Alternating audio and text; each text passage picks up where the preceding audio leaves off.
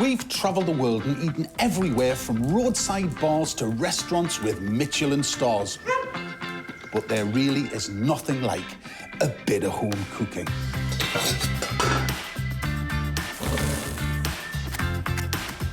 Coming into a warm kitchen filled with the aroma of a tasty meal bubbling away. It's one of life's great pleasures. Lovingly prepared dishes with flavours that pack a punch.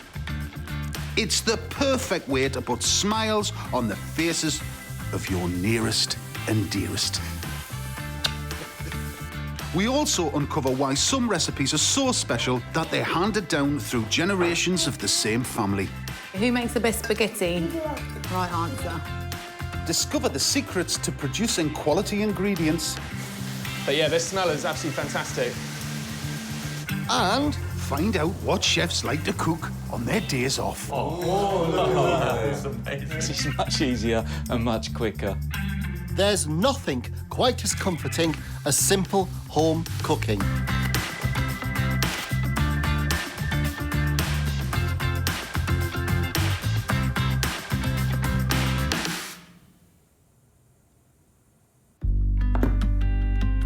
Today, we're transforming everyday ingredients into recipes that are sophisticated, satisfying and surprising, creating comforting dishes that are definitely a cut above.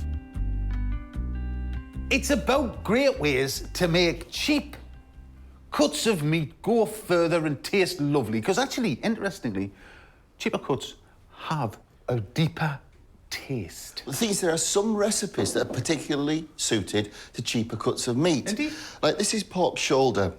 I'm going to be doing a caramelised Vietnamese pork. It's a wonderful dish. And the pork shoulder, because of the fatty content, it's better than, say, a really expensive loin. It's quite simply a cut above. Well, it is. Cut above in flavour, cut above in price, because it's cheap.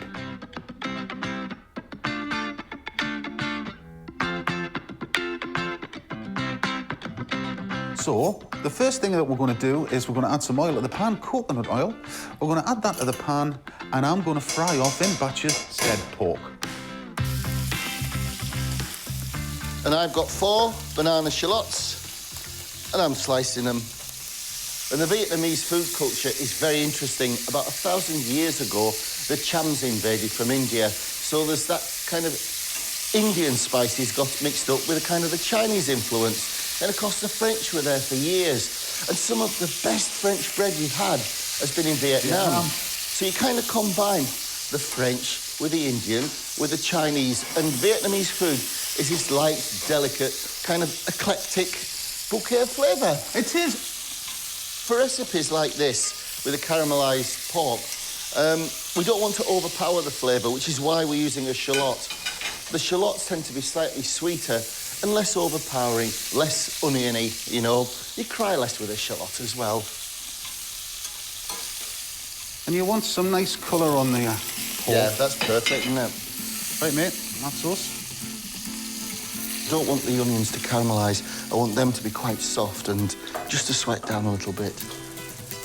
And while Dave's doing that, I'm just going to prep the lemongrass. Lovely, lovely flavour. As these shallots are cooking, they're picking up all those lovely cooking juices and bits from the pork. I think they're just about spot on, Si. Yeah, perfect, man. It's time now for the garlic and the lemongrass. Lovely. We have 2 stalks of lemongrass. I've got 3 cloves of garlic. Again, I'm just going to take that off the heat. The last thing I want to do is to burn the garlic. And just cook that for another minute or so. It smells great. It's starting to build up, isn't it? Now, we've got a teaspoon of Chinese 5-spice powder.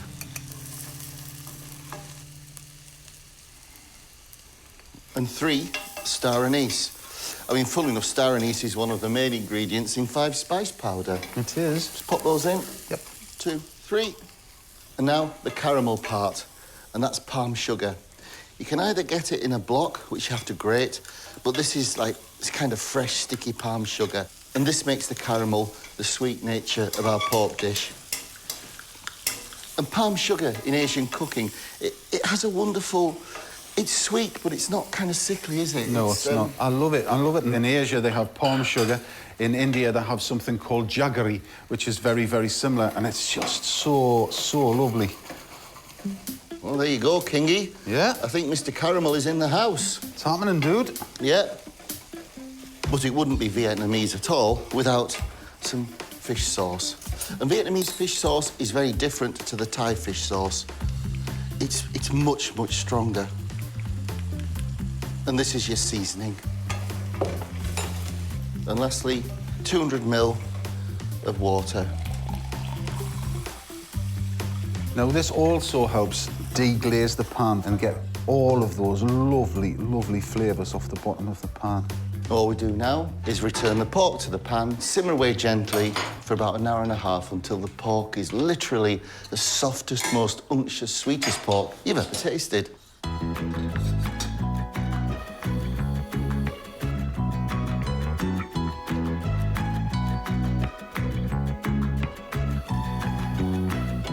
Oh, look at that. Lovely. It's beautiful. Just going to push some of this curry through it.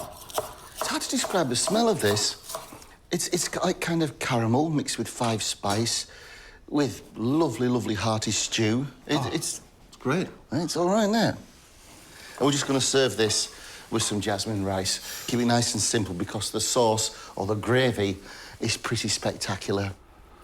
I love it because it's kind of quite thick, isn't it? Yeah, yeah. Beautiful, man. This is more like a dish from Hanoi, isn't it, from the north? It is, very much. Well, here's to our trips in Vietnam and a lovely dish with caramelised pork shoulder. Yeah. Cheers. Memories of Vietnam. This only food does that, isn't it? Takes you back. So nice.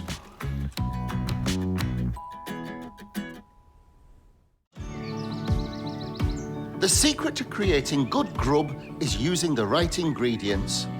The real work is done by the producers who put all their passion and expertise into getting their ingredients just right.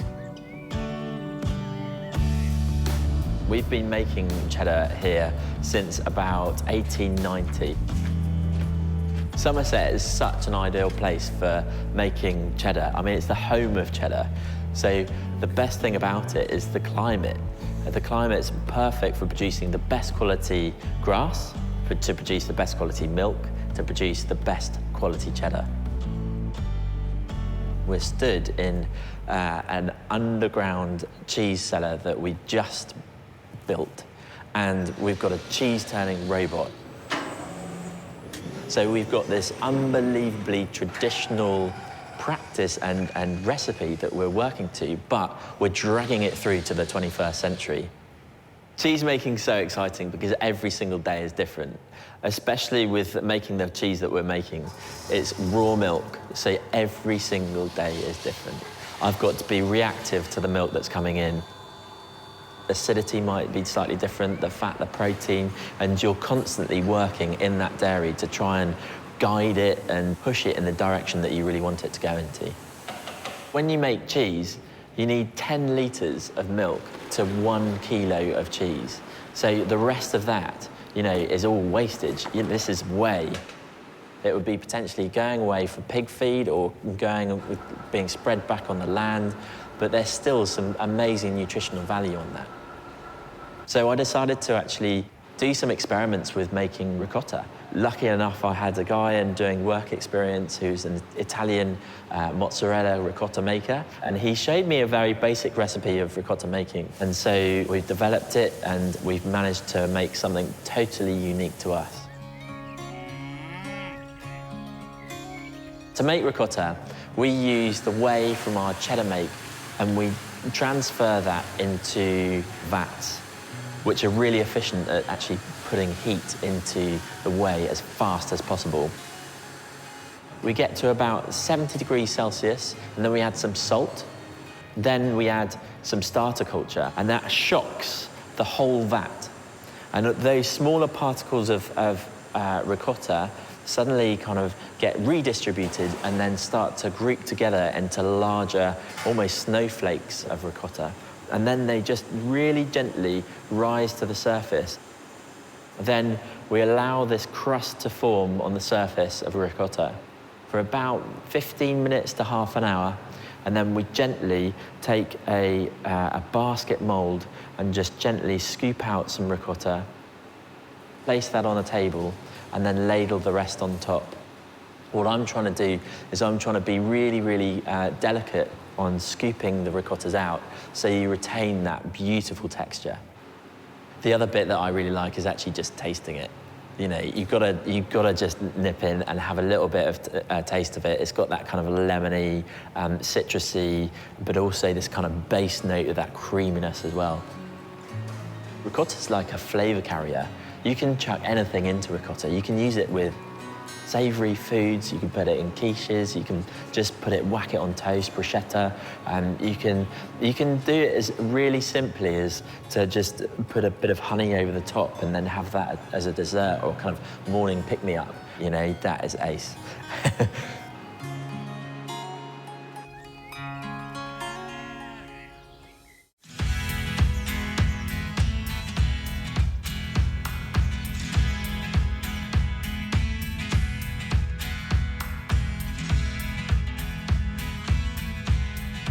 Nudie, it's the food that all the hip folk are eating now. Hold on, I'll put my top knot in then. Yeah, go on. Is it hipster?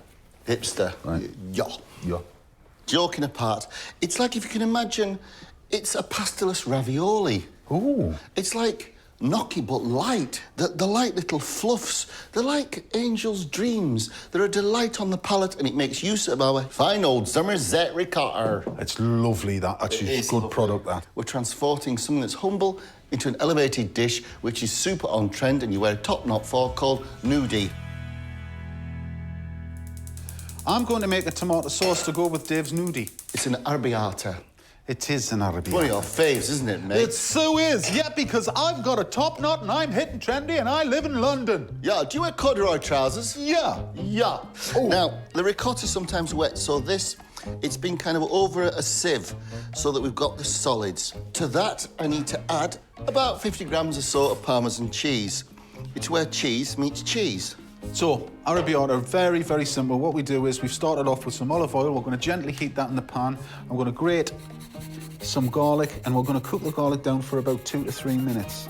Now, we don't want any colour on it. We want it to infuse the oil. To the ricotta and the Parmesan, some nutmeg. It's great to be grating together, Si. Oh, yeah, Dave, yeah. Yeah. Because we're just hip and Because hipsters. together we're great. And 1 egg yolk. That goes in. And I put in some flour. Now, you can make the nudie without flour if you're making, like, super skinny nudie. But I like a little bit of weight in them, but nowhere near the flour you'd have in gnocchi. No. Bit of a stir through. And see how we get on with the flour. We can always add more, but we can't take it out. You're not wrong. I mean, ricotta has a lovely character. It's very often overlooked, but like with spinach in ravioli, with cannelloni, it's soft, it's unctuous, it's slightly sweet, which is great because the Parmesan is sharp and big. And it's that textural difference as well, isn't it? It's so lovely. So lovely. There's about 80 to 100 grams of flour, but I'm just doing it by eye. So what I want to do is I want to make it stiff enough to roll out. Now, you can make nudie, which are basically just like spoonfuls of fluff. But being a Virgo, I like formed nudie. You know, I like to roll it out, chill it, and cut it into discs. So on the plate, it looks like... Neat. Neat. I don't like untidy. There we go. A bit of flour on my table. So, let's try and roll this out. I want 2 kind of sausages, and it's not easy. No, that's not easy, mate. You're doing a sterling job. Pat it. Chili flakes. In with the garlic. And see, it is perfectly possible. Just with a light touch, we have like a nudie sausage.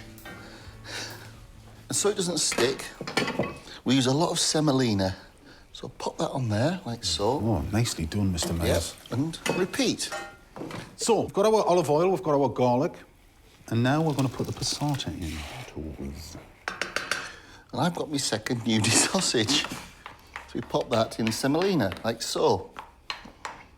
And pop it in the fridge for a couple of hours to firm up. So, the arrabbiata sauce, what we're going to do, it needs to be the right consistency for the nudie. You want it to cling a little bit, so we're not going to really thicken it up. We just want that halfway kind of mark.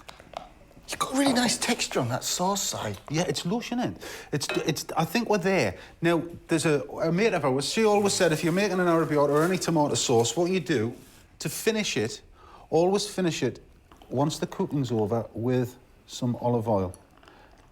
And it just lifts all those flavours. You get the beautiful flavour of the oil. It just looks great. Look at that. Look at the difference, Dave. Right.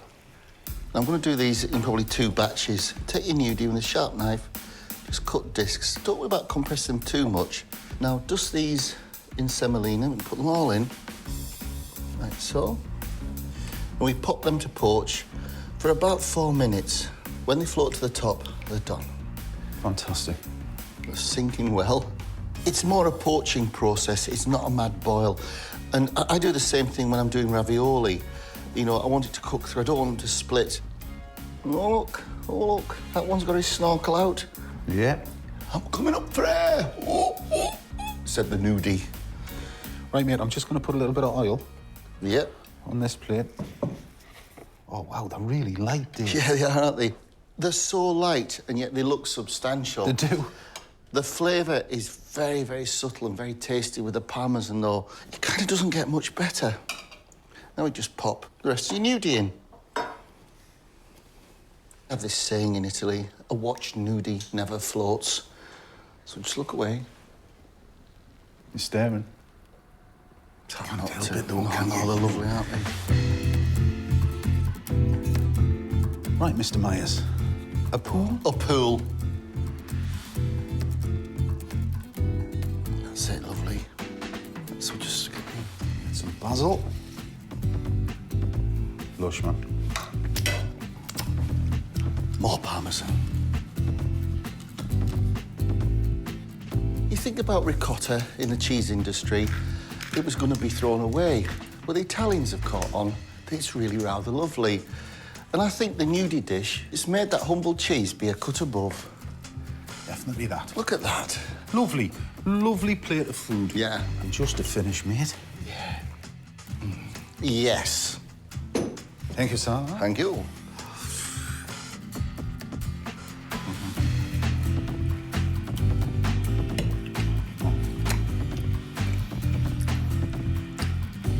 You know, after watching this, it'd be very rudy not to make our nudie.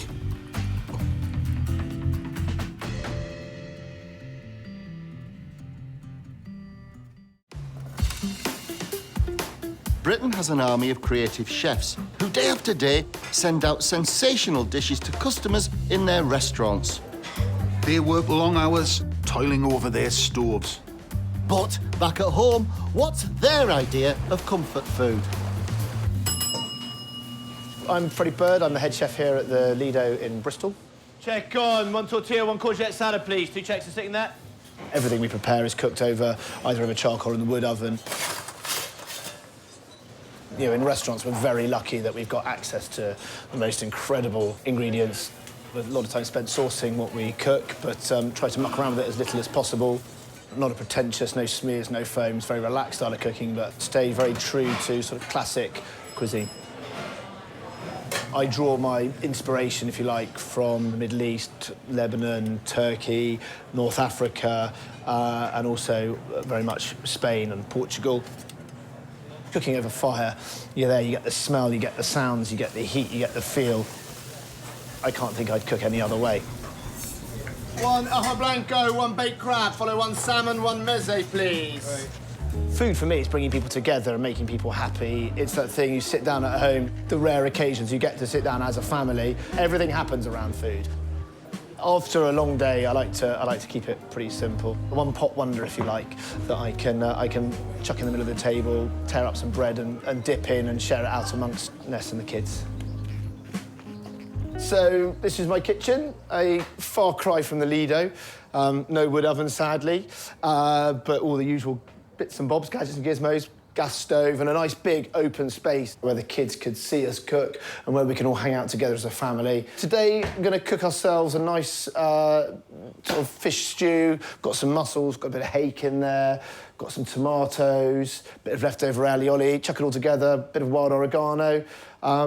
Big thing in the middle of the table, everyone can tuck in, maybe get my boy to eat a little bit. I'm not sure, let's see what happens. Food-wise, you know, I'm still keen to cook. I have my days where I'm also very happy to put my feet up and order a pizza.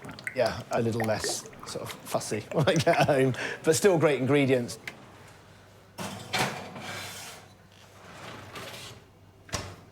When it comes to home cooking, I suppose I like to keep it pretty simple. Always got lots of garlic in the house, and then in the evenings when I come home, like simple little stew or a nice salad. In the winter, lots of slow cooky stuff that maybe I can then reheat another day of the week. It's not, you know, it's not complicated stuff. It's just simple, easy, nice ingredients. So yeah, pretty varied. So it's just wild oregano, slightly dried, but it's just got a lovely, just such a perfumed and peppery smell and flavour. Lovely, really lovely.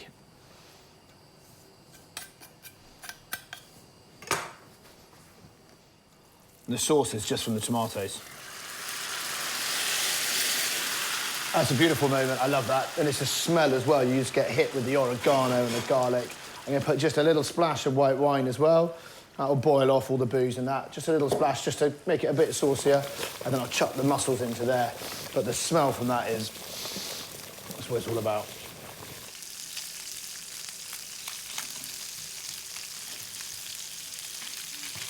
There we go. That'll do, it's probably enough. So we're going to chuck a few of those chickpeas in as well.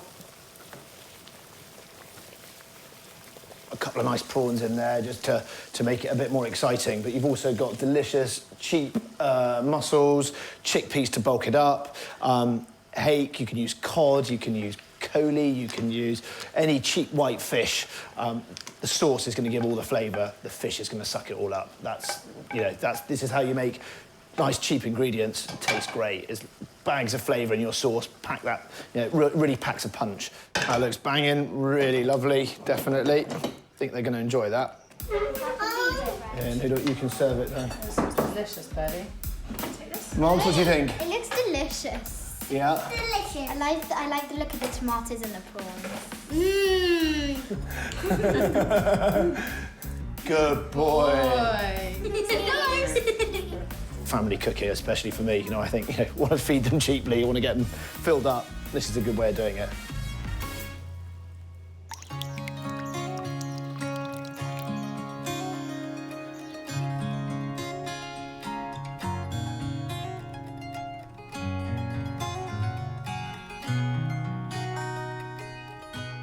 If there's one ingredient in the world that we can say is a cut above everything else, it's got to be chicken. It's versatile. It's fabulous. It's tasty. It can be posh, it can be pauper. It can, and it can be flipping lovely, and this is no exception. I'm going to chop some bacon for Dave's mix. And I'm going to saute off an onion. Everything starts with an onion. Slice, slice, slice. You often think of it, we had meatloaf a lot in America. Not that kind of meatloaf. But generally, meatloaf can be a mystery meatloaf, can't it? And you think, can. I wonder who's living in there. But chicken meatloaf, you know, you can be safe in the knowledge that it started with a humble chuck and it's good stuff. It's great for kids as well. It's like a massive chicken nugget stuffed with cheese. It's like, you know those, like, KFC you get when you're a kid? Yeah. It's like that, but huge. I've used Strictly bacon for this one. You can use back bacon if you like, but Strictly seems to work really well with this, and we like the flavour of it. And we just sweat the onion down till it's translucent. Now, the meatloaf mixture. We've got the chicken thighs and we've got the bacon. So to this, I will add a teaspoon of dried oregano, a teaspoon of Dijon mustard, a teaspoon of Worcestershire sauce, Worcestershire. the zest of a lemon, breadcrumbs, I mean, it's just like a big giant meatball, and you need your crumbs for bounce. Now, while Dave's doing that, all I'm doing, the streaky bacon, I'm just flattening it out. Because what we're going to do, we're going to cut it in half in readiness to put on top of and dress our meatloaf when it's formed.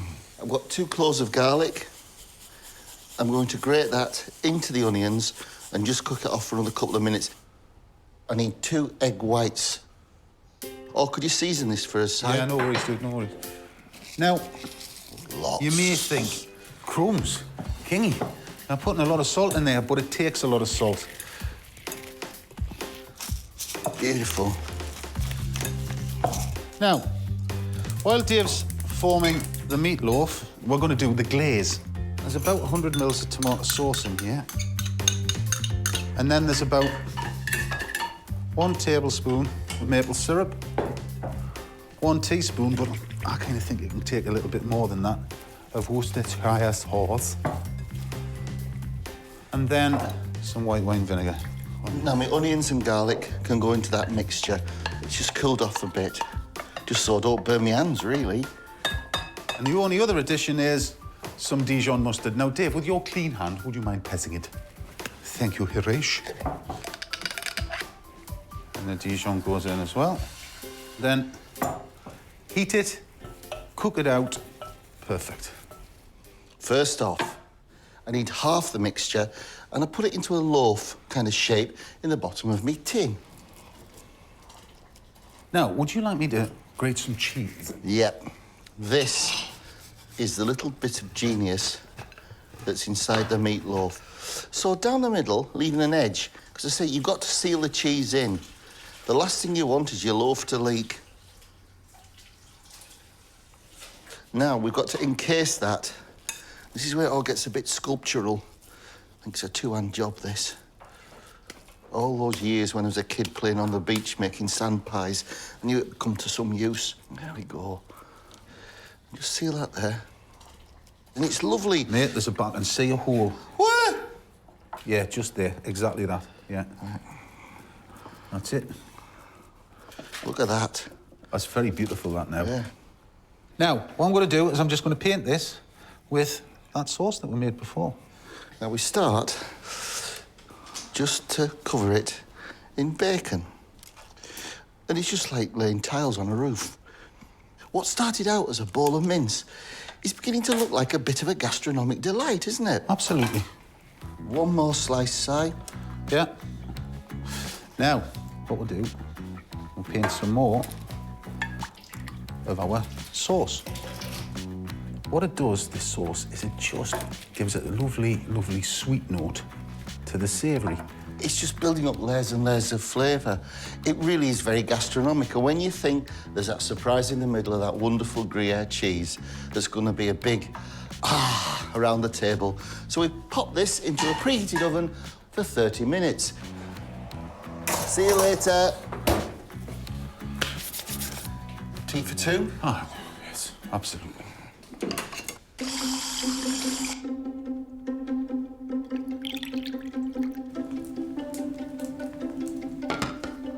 After 30 minutes, brush the meatloaf with the remaining glaze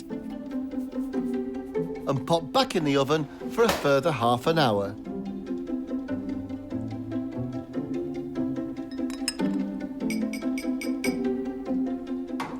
Oh, look at that. It's got that look of a lovely glazed gammon ham. I can't wait to cut into it. So we have the end off. Yeah, let's get the end off. We need to test it, Dave, just in case it's, you know, something's gone wrong. Right. The bit... Oh, look at that. Oh, come on. You see? All that lovely melted Gruyere. How nice is that? I'll tell you, my mouth's watering as I'm cutting this. Some bacon. Oh. That is so good. Wow. It's fruity, it's savoury. That has taken some ordinary ingredients, relatively cheap, to another level.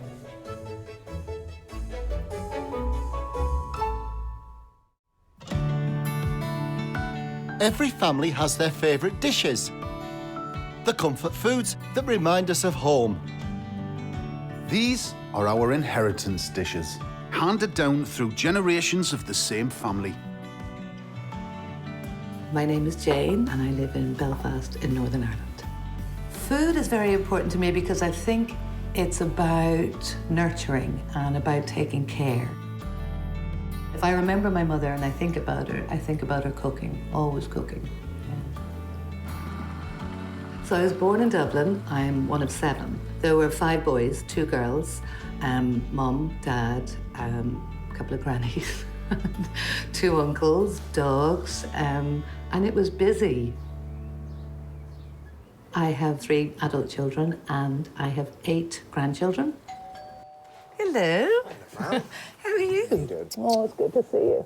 Well, Calvin is my middle child, my son. He happily has inherited my mother's passion for food. Yeah. Bit of breakfast to be good, Mama. Breakfast to be good. So the dish that's, I suppose, the most important in our family and that everybody knows and loves is boxty. And it's a dish that my mother introduced us to as we were growing up. So a boxty could best be described as a potato pancake. So it's made with a mixture of flour, grated potatoes, salt and pepper, and butter. It's fried on the pan, and it's delicious. Hey, come over here to get breakfast, not make me own breakfast. Well, I could do it for you, but you know it'd take an awful lot longer if I'm going to do this. When you come home from school and it was boxty day, it was like magic. And my mother would tell us a little bit about it as she was cooking. Boxty, it's poorhouse bread. And during the famine times, when potatoes were very scarce, so you imagine people cooking this when there's nothing else. It's all the love and hard work that goes into it. So we grew up with this idea that it was special. Meeting my grandmother for the first time, I can remember sitting in her kitchen in our very sort of small whitewashed cottage in Mayo. It was a kitchen with no running water and no electricity. And yet there would always be potato cakes and boxties and, you just had this amazing comfort food.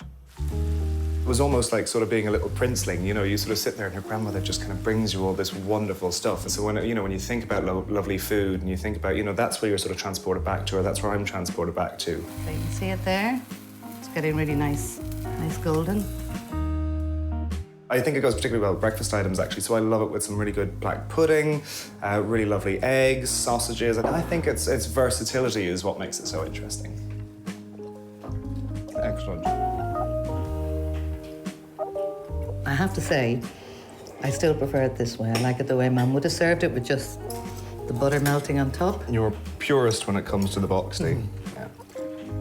There's one recipe that I would really, really like to sort of join the family cookbook, so to speak. It would be my beef shin ragu. So they look just about perfect.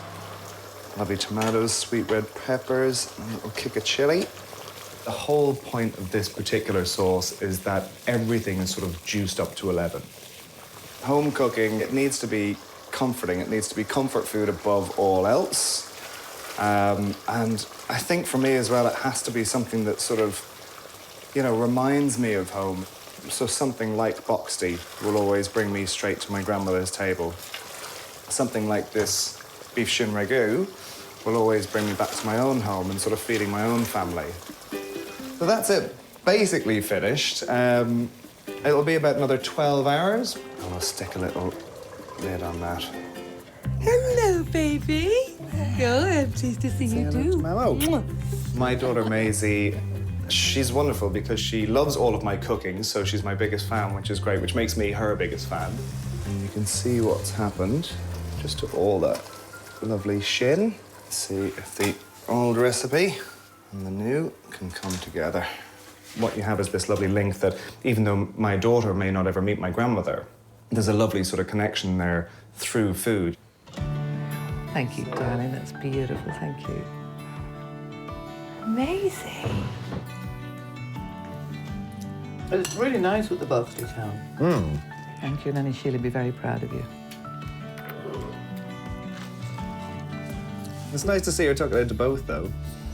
To watch my daughter sort of make one of my recipes, I mean, that would probably be a little bit of a tearjerker moment. I'm sure that would be quite emotional. Can't imagine that there would be any better feeling in the world. I think that would be absolutely fantastic. Oh.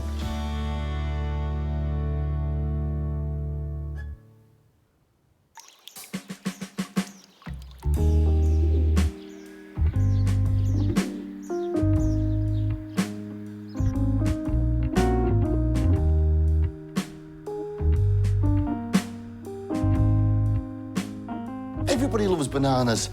It's humble. You know, you just go, oh, just have a banana. And then you take a Tarte-Tatin, and we can make that banana a cut above. We can, Dave. We can. We can. I'm pastry, he's caramel.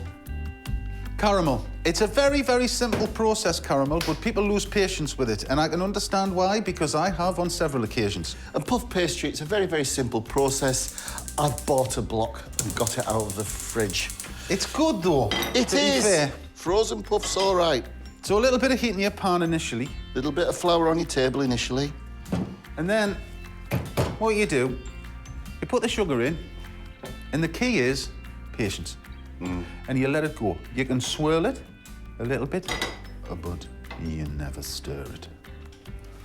First, roll out your puff pastry. And with a Tarte-Tatin, we need to make the pastry a circle just a little bit smaller than this. And there's a tucking in process, which we'll explain as we go.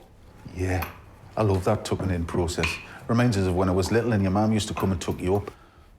Oh, my mother used to, but she used to tuck me in too tight. Yeah. You know, so it's like, and you couldn't get your feet out. I hated that. So cast the sugar and just leave it. Just use this for a template. And I don't quite want it as big as that, so I'm just going in about less than a centimetre and use that as a guide. And look at that. It's beautiful. Now, one of the ingredients we're using to elevate the humble banana, you know, up the food chain, it's some cardamom. So I just need the black seeds out the middle of these green husks. So I'm gonna give it a whack and pick the seeds out.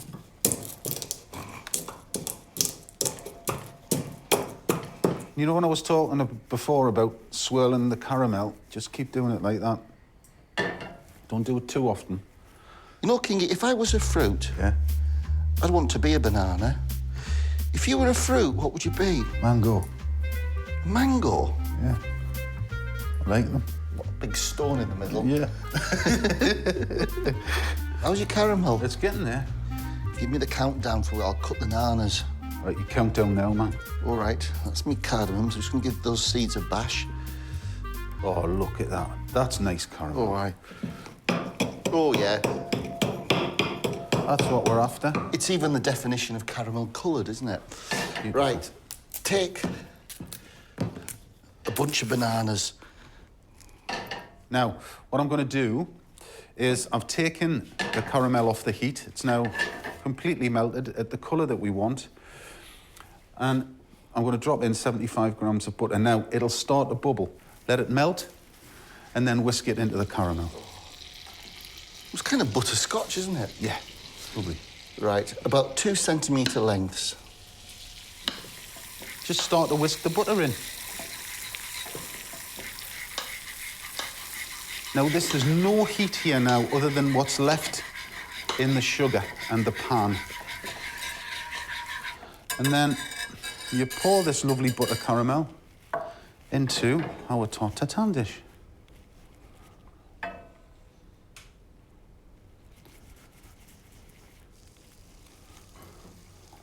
Good job, Kingy. Right, so you start out. Oh, we're going from outside in, right? Okay. Yes. No problems. Be careful with the caramel. It is seriously hot. Yes. But you want your bananas to be upright, loud and proud. It just looks great, doesn't it? Yeah. Yeah? It's a cut above, Kingy. It is, dude, it is. And there's 2 bits left over. Well, you know what we're going to do? Split it. Now, the good stuff. Cardamom seeds. Just sprinkle little loveliness of your nanas. Now some orange zest.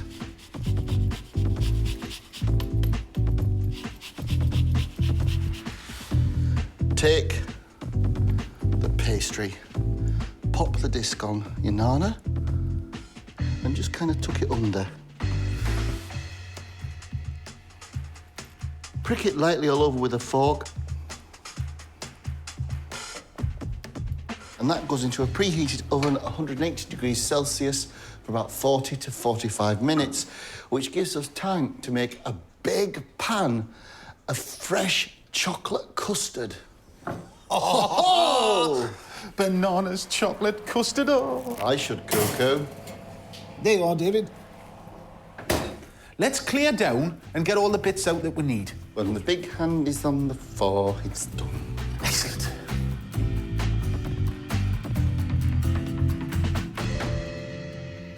Well, bananas and custard go together like Si and Dave. They do. But this is chocolate custard. It's very easy, very simple, and the perfect accompaniment to our pimped-up nana. Milk, cream. I need 4 egg yolks. And all I'm doing is going to heat this milk and cream to just below boiling point. Caster sugar goes in with the egg yolks. Cocoa powder, so it thickens up nicely and doesn't split. A teaspoon of corn flour. Beautiful.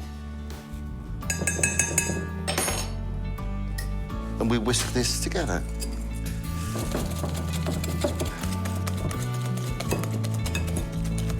I'll dribble. Right. Watch your hands, mate. This is hot. Sorry.